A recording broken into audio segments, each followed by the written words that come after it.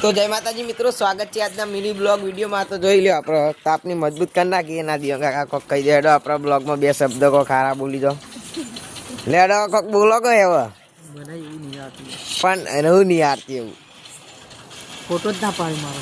Photo નહીં આ તો બ્લોગ હો ખુલી કોક કહી દે. હા એટલે આ બધા ફ્રી ફાયર રમો, વ્યૂ આઈડી કાલ બતાવી હતી પેલા બ્લોગમાં આપણો. લેડો કોક બોલી જો કા હો.